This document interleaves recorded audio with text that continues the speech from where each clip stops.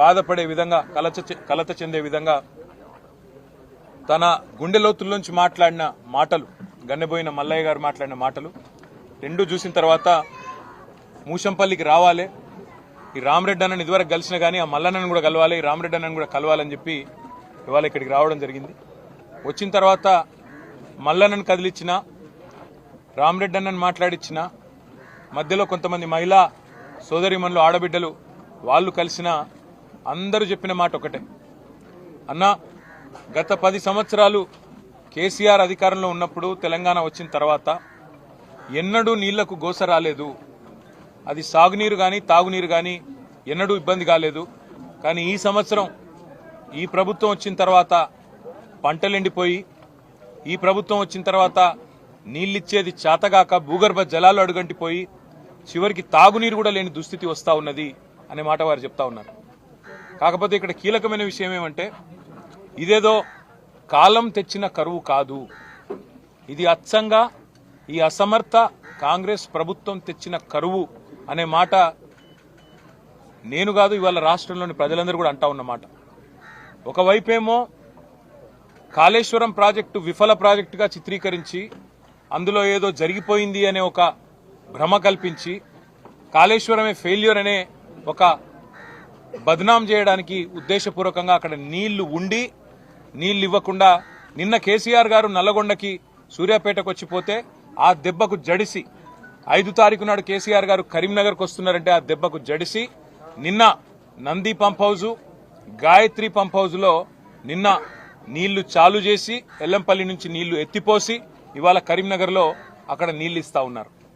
నిన్నటిదాకా కాళేశ్వరం ఫెయిల్యూర్ అని చెప్పిన ప్రభుత్వం ఇవాళ అదే కాళేశ్వరం ఎక్కడెక్కడైతే బాహుబలి మోటార్లు పెట్టి కేసీఆర్ గారు ఇన్ని రోజులు గోదావరి నీళ్లను తెలంగాణ బీళ్లకు మళ్లిచ్చినారో ఇలా అవే నీళ్లను ఇవాళ కరీంనగర్ జిల్లాలో ఇస్తా ఉన్నారు. అదే పద్ధతుల్లో కేసీఆర్ ఉన్నన్ని రోజులు ఇక్కడ నాగార్జున సాగర్లో మరి బ్రహ్మాండంగా ఎన్నడూ ఇబ్బంది లేకుండా కావలసినంత నీళ్లు రైతాంగానికి టైలెండ్ దాకా ఇచ్చిన ఘనత కేసీఆర్ గారు. ఇదే మూషంపల్లిలో సరిగ్గా ఇదే నెల ఏప్రిల్ నెలలో పోయిన సంవత్సరం బ్రహ్మాండంగా చెరువు నిండు కుండలాగుండే. ఇప్పుడే రామరెడ్డి అన్న చెప్తున్నాడు, నేను గత 10 ఏళ్లలో ఒక్కసారి కూడా బోర్ వేయాల్సిన అవసరం పడలేదు, అంతకుముందు 90 పైన బోర్లు వేసినా, మళ్ళీ ఇప్పుడు ఈ ప్రభుత్వం వచ్చినాక ఈ 100 రోజుల్లో మళ్ళీ 4-5 బోర్లు వేసినా అని చెప్పి ఆయన ఇంటి ముందు వేసిన బోర్ని ఇప్పుడే రామరెడ్డి గారు స్వయంగా తీసుకొని పోయి చూపెట్టినాడు. అంటే ఇది ఈరోజు తెలంగాణ రైతాంగం యొక్క దుస్థితి ఈ చేతగాని ప్రభుత్వం వల్లనే వచ్చింది అనే మాట కూడా నేను విజ్ఞప్తి చేస్తా ఉన్నా. ఇవాళ ఒక మంత్రి గారు అంటున్నాడు, వ్యవసాయ మంత్రి, ఇది కాలం తెచ్చిన కరువు అంటున్నాడు. అయ్యా మంత్రి గారు, ఇది కాలం తెచ్చిన కరువు కాదు, చేతగాని నీ ప్రభుత్వం, చేతగాని కాంగ్రెస్ తెచ్చిన కరువు, 100% నీళ్లుండి ఇవ్వలేని అసమర్థ ప్రభుత్వం తెచ్చిన కరువు. మీకు 110 రోజులు సరిపోలేదా? మూడు పిల్లర్లలో సమస్య వస్తే 3 నెలలు సరిపోలేదా? సమస్య రెక్టిఫై చేసి దాన్ని సరిదిద్ది నీళ్ళు ఇచ్చేదానికి సరిపోలేదా? నిజంగా మా జగదీష్ రెడ్డి గారు చెప్తా ఉంటే నేనేమో అనుకున్నా, 100 రోజుల్లో నిజానికి 100 టీఎంసీలు లిఫ్ట్ చేసే అవకాశం ఉండే, పంటలు ఎండిపోకుండా చూసుకునే పరిస్థితి ఉండే. కానీ ఇరాల ఈ కాంగ్రెస్ ప్రభుత్వం కేవలం కేసీఆర్ను బద్నాం చేయాలి, ఏదో ఒక చేసి మళ్ళీ ఒకసారి ఆ ప్రాజెక్టు విఫల ప్రాజెక్టుగా చూపెట్టాలనే ఒక చిల్లర తాపత్రయంతో ఇవాళ ఈ రకమైన పరిస్థితి అవస్థ రైతాంగానికి తీసుకొచ్చిన మాట వాస్తవం. అందుకే రాష్ట్ర ప్రభుత్వాన్ని నిన్ననే మా నాయకుడు కేసీఆర్ గారు డిమాండ్ చేసినట్టుగా మేము డిమాండ్ చేస్తా ఉన్నాం. ఎకరానికి ఎక్కడెక్కడైతే పంట నష్టం ఇవాళ లక్షల ఎకరాల్లో జరిగిందో ఎకరానికి 25,000 రూపాయలు పంట నష్ట పరిహారం చెల్లించాల్సిందే. తప్పకుండా ఇది మీరు తెచ్చిన కరువు, మీరు తెచ్చిన సమస్య, రైతాంగానికి ఇది మీరు పెట్టిన ఒక తెచ్చిన దుస్థితి. కాబట్టి 25,000 నష్టపరిహారం ఇచ్చి తీరాల్సిందే. నెంబర్ 1. నెంబర్ 2, ఇప్పటి వరకు ఒక్క మంత్రి గాని ముఖ్యమంత్రి గాని రైతుల దగ్గరికి వచ్చి పలకరించిన పాపాన పోలేదు.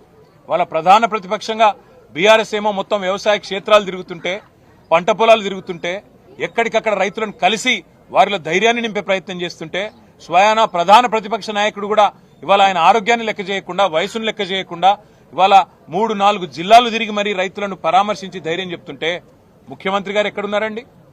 మంత్రివర్గం ఎక్కడున్నది? రైతాంగానికి ధైర్యం చెప్పే బాధ్యత మీ మీద లేదా? మీరే కదా చెప్పింది, పొంకనాల పోతిరెడ్డి గారు, రేవంత్ రెడ్డి గారు 2 లక్షల రుణమాఫీ చేస్తా డిసెంబర్ 9 నాడని డైలాగులు కొట్టింది ఎవరు? మీరు కాదా?